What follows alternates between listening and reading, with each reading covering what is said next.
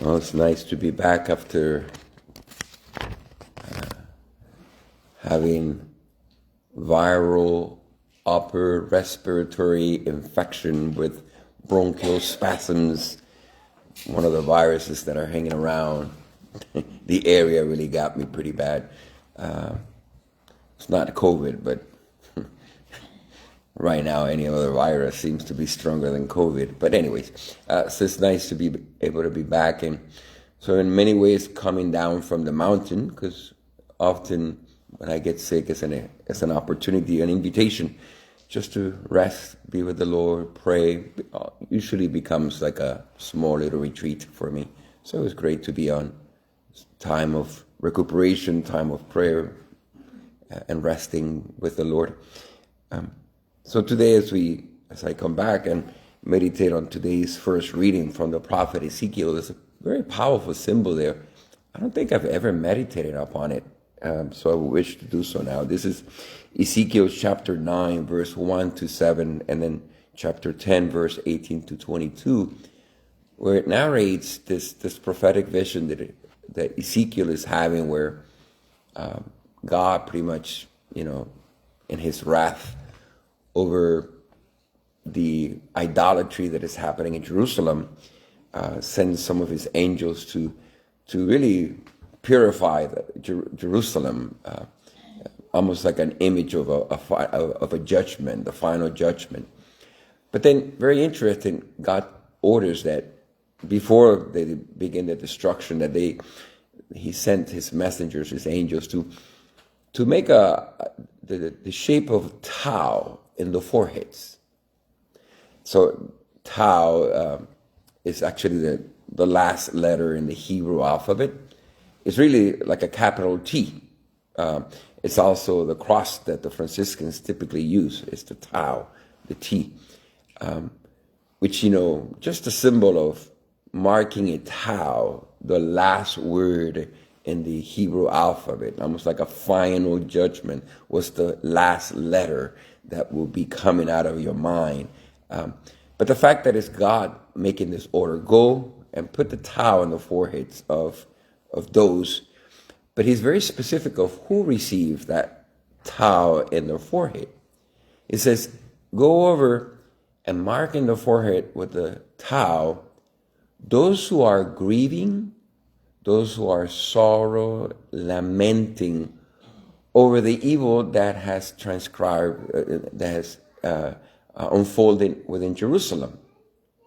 So somehow the sorrow and the grief and the mourning and lamenting of people over the sinful things that are happening in Jerusalem is what causes God to choose them, to mark them, to really claim them, to have ownership over them. And then as he sent the messengers to destroy and do all the final judgment type of God's wrath stuff, the ones who were with the tau on the forehead are saved from that final judgment.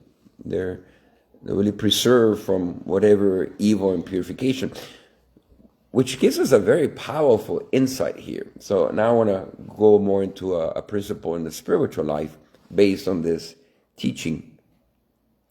That somehow what you grieve over, what saddens you, what you lament over, could be the cause of your salvation. What you grieve, what you lament, what makes you sad could be the cause of your salvation. So it brings to something deeper. Let me put it another way.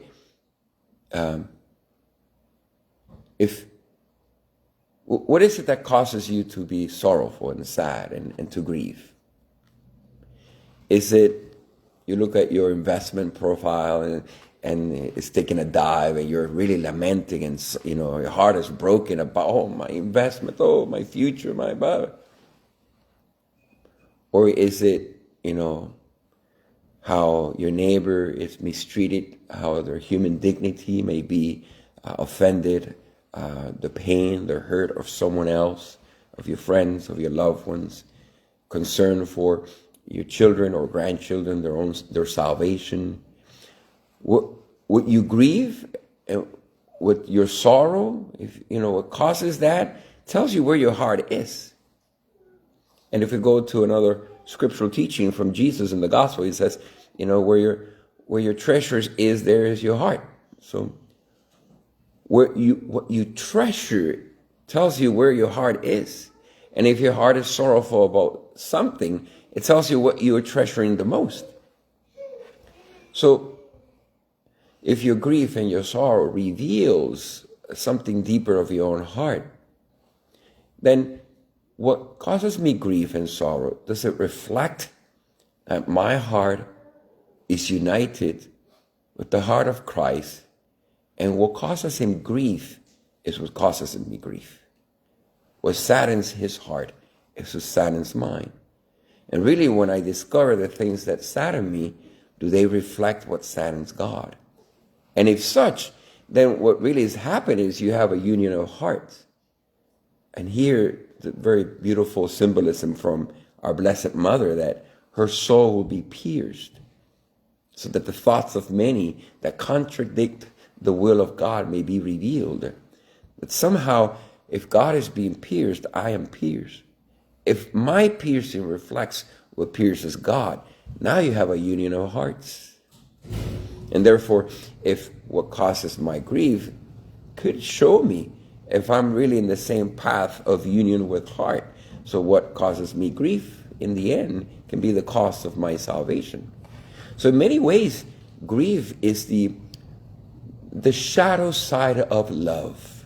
Think about this. Grief is the shadow side of love. What you love is what excites you. When you're with them or doing it, you love it. It's your passion. But when you don't have it or lose it or something happens to that which you love, the shadow side is you grieve over it. See, you really cannot mourn what you don't value. So, for example, you heard about recent earthquake in Colombia. Did that cause you sorrow?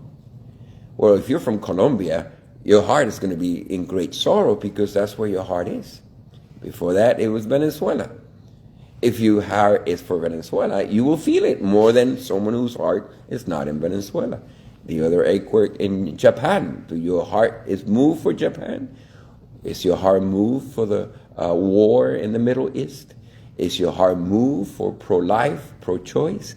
Is your heart moved? What is it moved by? It reveals to you where your heart is. And if it causes your heart to grieve as it grieves God, then your heart has been united with the heart of God. Now, I finished with this because about 2 weeks ago, 1 or 2 weeks ago, we finished a 33-day meditation where we were piercing on the value and the mystery of suffering. This is part of that reflection. And I've been trying to teach that when we come to Mass, we should come to Mass prepared to offer our sufferings too as a spiritual contribution. Why? Because where your sorrow is, there is your heart. And when we offer our suffering, we're really offering our hearts and all the emotions that are within them. We're happy and quick to give the joyful ones, the joyful emotions, the positive emotions. But what about the ones that grieve your heart, that causes pain and suffering? Where your heart is, there's your treasure. And if it pierces your heart, that which pierces the heart of God, then it reflects your union with heart. Now, I finish with this because for the Marian Eucharistic missionaries, this is the habit that we've designed for them. And it goes in line with that theme. Now, here, as you can tell in the middle, there's a heart. But this heart is really two hearts into one.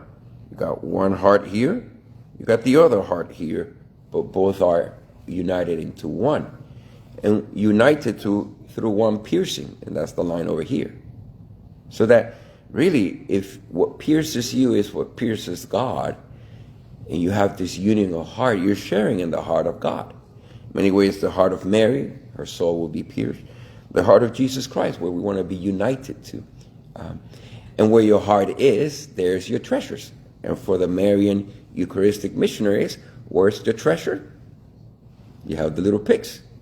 And here's how they carry the Holy Eucharist to the homebound because there appears to see the loneliness, the sadness of our brothers and sisters who desire to be in Holy Communion with us in the liturgy but can. So I, pierced in my soul for them, I go out in the spirit of the visitation, in haste to bring Christ Jesus, the Christ that I receive in the womb of my soul. I now want to share it in the womb of those who are in sorrow, in sadness, and in pain.